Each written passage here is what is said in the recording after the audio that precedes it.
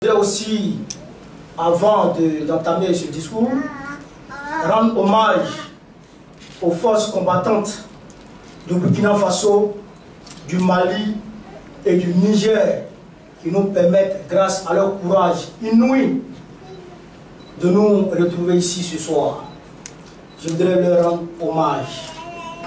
Je voudrais aussi saluer le camarade Kémy Séba, le remercier pour cette invitation. Le camarade Kémy Séba était un combattant. Ça fait près de 20 ans qu'il est au front contre l'impérialisme. Pour nous qui venons de commencer ce combat, nous savons que ce n'est pas facile. Nous savons ce qui est dedans. Mais il faut savoir qu'il y a le panafricanisme alimentaire et il y a le panafricanisme révolutionnaire, c'est-à-dire le panafricanisme dans son sens le plus propre, son sens le plus combatif. Kémy Séba s'inscrit dans le sens révolutionnaire du panafricanisme, au même titre que notre leader, notre grand leader, le capitaine Ibrahim Traoré, le général Assimi Goïta, le général Abdraman Tchani. Ils sont à saluer, ils sont à féliciter.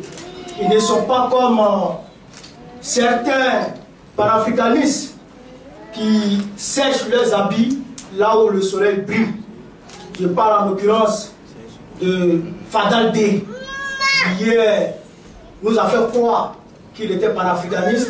Mais aujourd'hui, à l'heure où le panafricanisme est en train de s'affirmer en Afrique et à travers le monde entier, lui, il est absent. Il combat le panafricanisme, il combat notre capitaine Ibrahim Traoré. Je voudrais lui dire ici de la fermer. Je voudrais dire à Fadal D ici de la fermer et de se taire, de nous laisser.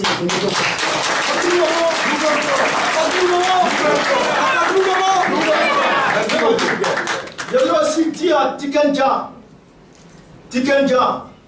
tu as chanté « Quand nous serons unis, ça va faire mal ». Aujourd'hui, l'AES est en train de montrer l'exemple. Où es-tu pour soutenir l'AES?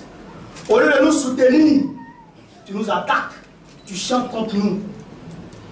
Nous sommes, comme l'a dit le capitaine Ibrahim Traoré, nous sommes dans une révolution progressiste.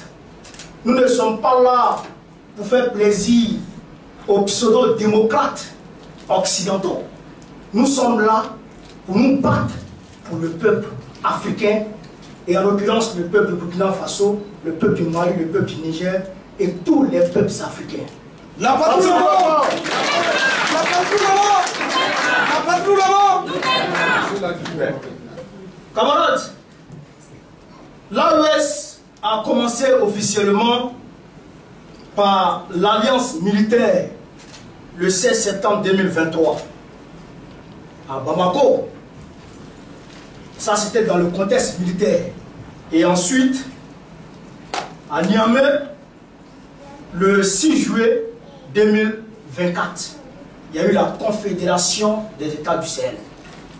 Mais en réalité, il faut qu'on retienne une date historique, date à laquelle est né l'esprit AES. C'est le 31 juillet 2023. Le jour où le capitaine Ibrahim Traoré et le général Assimi Goïta ont décidé de dire à la face du monde que quiconque attaque le Niger trouvera le Burkina Faso et le Mali sur le chemin.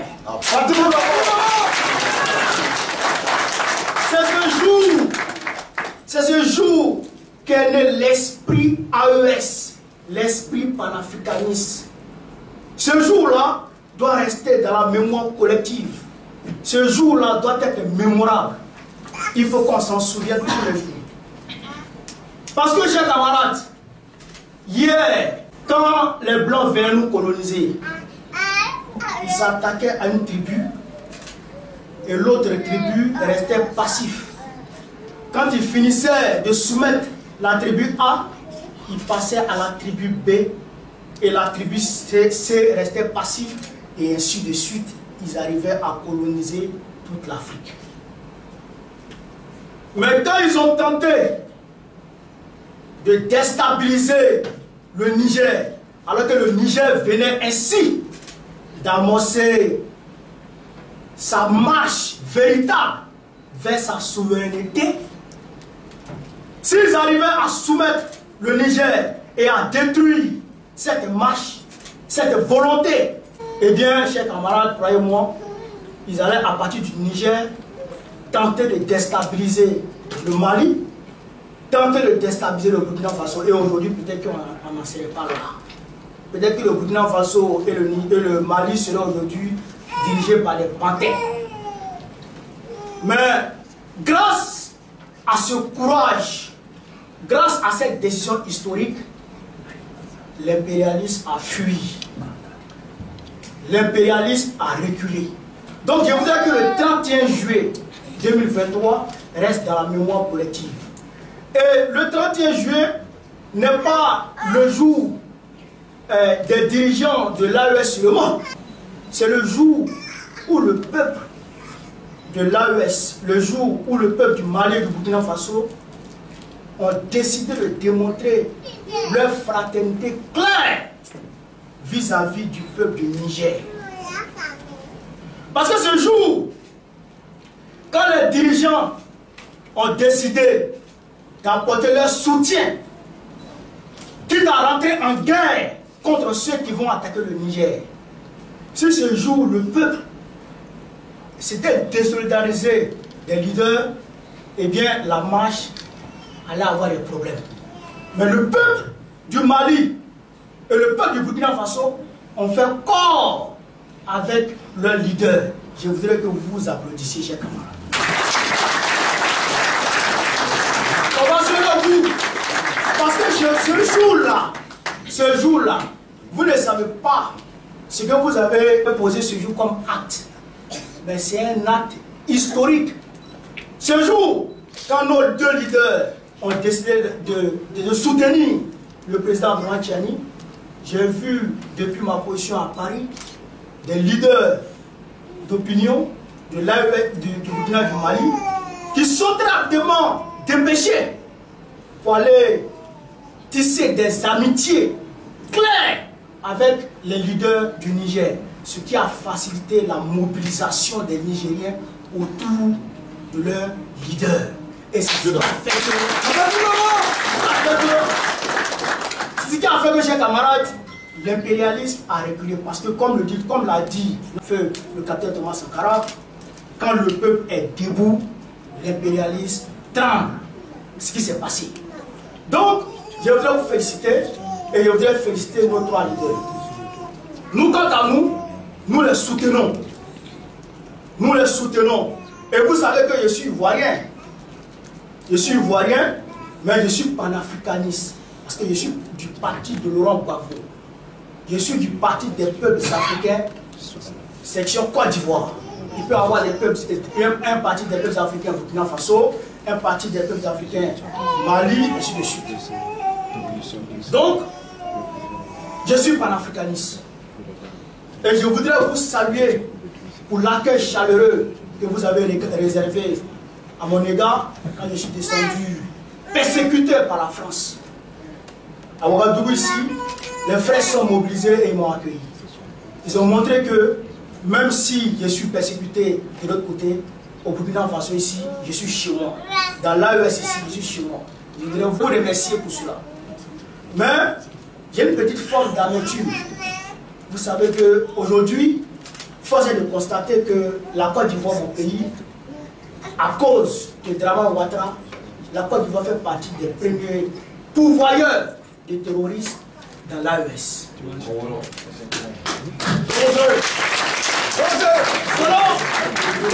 Selon le journaliste de France 24, Wassim Nas, les terroristes recrutent en Côte d'Ivoire. Ils recrutent en Côte d'Ivoire. Ils recrutent nos frères. Ils recrutent nos amis. Ils recrutent nos parents dans leur rang pour les jeter sur le Burkina Faso, le Mali et le Niger, tels des bandits drogués. Face à ça, Nous sommes contre ça. Nous disons non à ça. Et aussi, le journaliste a continué pour dire que la Côte d'Ivoire, les militaires ivoiriens et les terroristes ne se touchent pas. Ça veut dire qu'il y a une forme d'alliance entre les militaires ivoiriens d'Alassane Dramane Ouattara et les terroristes d'Amadou Koufa et de Yaya Jammeh. Nous disons non à cela. Nous, Ivoiriens progressistes, panafricanistes, nous disons non à cela. Le peuple ivoirien soutient la marche qui est amorcée ici dans l'AES. Parce que nous avons déjà expérimenté ça en Côte d'Ivoire avec le président Laurent Gbagbo. Depuis 2000, quand le président Gbagbo a pris le pouvoir, nous avons toujours lutté pour avoir notre souveraineté. Donc, nous sommes en harmonie parfaite avec les leaders de l'AES. Nous sommes avec eux. Donc, je voulais dire ça. Et au-delà de ça, Alassane Ouattara, aujourd'hui, il permet à l'impérialisme d'implanter dans notre pays un centre des opérations pour déstabiliser le Burkina Faso et le Niger. Nous disons non. Nous disons non à ça. Et croyez-moi, chers camarades, le peuple ivoirien est déterminé. Cette année 2027 ne passera pas. Alassane Ouattara va tomber.